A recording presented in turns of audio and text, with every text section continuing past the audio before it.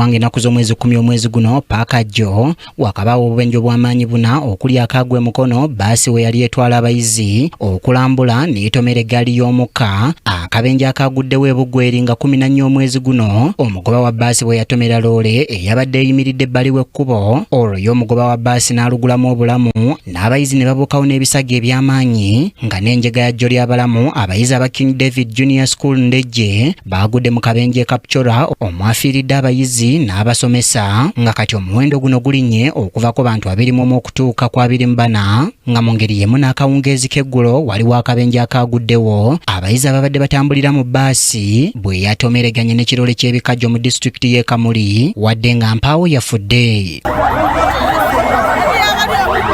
Kati oluvannyuma lw'obubenje bwa bbaasi okweyongera mu kaseera kano twagadde okumanya ebintu abagoba b'ebidduka bye balina okusooka okukola nga tebannaba kusimbula bidduka era nga ssentebe w'omukago ogugatta abagoba b'ebidduka mu ggwanga ogwa National Union of Drivers, Cyclists and Allied Workers Kiwanuka Hannington agamba nti omugoba yenna naddala owa bbaasi ateekeddwa okutuuka ku mulimu nga bukyali asobole okwekebejja ekidduka okumala essaawa ng'emu.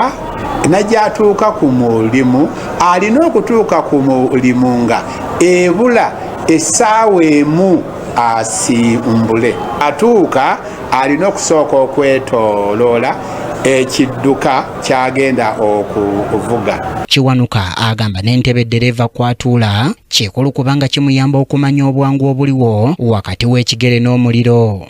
Kati sooka olabe omutto guno ddala dinnya kuki ebbuleeki dinnya ku muliro olabe ntuuka oba entebe eyeetaaga ojjeki. Ddereeva yenna agenda mu lugendo lw'atavugangako. Kiwanuka agamba kikulu nnyo okubuuza ku bagoba banne n'okuvugira ku sipiidi eya wansi nga kw'otadde okwewala okuvuga ekiro. Kusooka sooka obuuze banno bannange baŋŋambye tugenda egindi naye sigendangayo. Ekkubo eriritya ka sipiidi nene lwaki ebudduka ennene tojja okulaba ki buki bande. Mu ngendo ezirimu ensozi n'obuserengeto ono agamba kirungi omugoba w'ekidduka okutambulira mu giya nnamba emu nti kubanga kiyambako omugoba w'ekidduka ekiba kitandise okumutagalako. Erengetera mu giya ennamba emu.